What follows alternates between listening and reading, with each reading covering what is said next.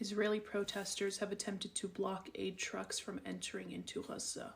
They were waving Israeli flags and holding signs that were accusing the government of supporting the enemy. One sign read, "Aid to the enemy kills soldiers." The protest was arranged by two groups, including the Mother's March, which claims to represent the parents of Israeli soldiers committing genocide in Gaza. They are protesting against humanitarian aid getting to Palestinians in Gaza. They are attempting to block aid trucks. Think about that. IOF bulldozed a cemetery in eastern Gaza, crushing the dead.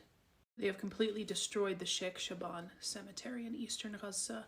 They have exhumed the dead bodies and completely crushed them and demolished everything with the bulldozers.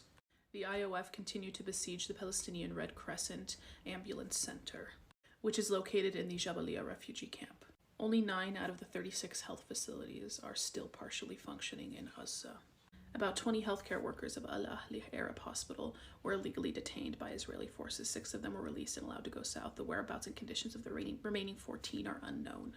The UN Human Rights Office has received allegations that the IOF took 11 unarmed Palestinian men in Gaza and executed them in front of their families. And they didn't just kill the men, they also took the women and children, and here is a account from one of the women. "Before that, they stormed our house and opened fire. I was hit with a bullet in my hand, my daughter in her head. My younger daughter was killed and my son is blind. My husband was executed in cold blood. All my other daughters suffered severe injuries, broken bones, and flesh torn open. We were all hit by bullets or shrapnel. I have been bleeding all over since 5 o'clock on Tuesday." Israeli evacuation orders were sent to the UNRWA, particularly the UNRWA evacuation sites, which currently house the displaced Palestinians.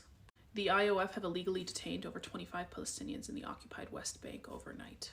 The Israeli army have flattened buildings in Bethlehem that were housing farm animals. This is from Alan Fisher reporting from Ramallah in the occupied West Bank. Some damage has been inflicted on the agricultural industry in an area called Kirbet at-Tawil, which is very close to Bethlehem.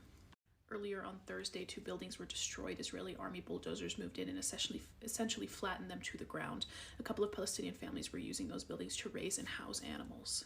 In the last hour or so, we've heard that 14 buildings in the same place, not far from where this incident happened, have also been demolished. The Israeli army is saying that the reason they did that was that there were no permits for the buildings. We also heard a report that settlers had gone into a building where farm equipment was being held and it was either stolen or it was destroyed. Keep in mind that this is in the occupied West Bank, not in Gaza. They are demolishing everything everywhere. The IOF are flattening everything, and the Israeli settlers are aiding them in terrorizing Palestinians.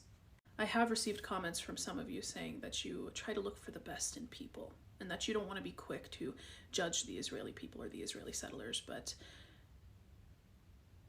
it's very clear you're very new to this, because for the past 75 years, they have also been inflicting terror onto the Palestinian people. Their actions tell me everything that I need to know. Continue sharing information and keep your eyes on everything that is happening. From the river to the sea, Palestine will be free.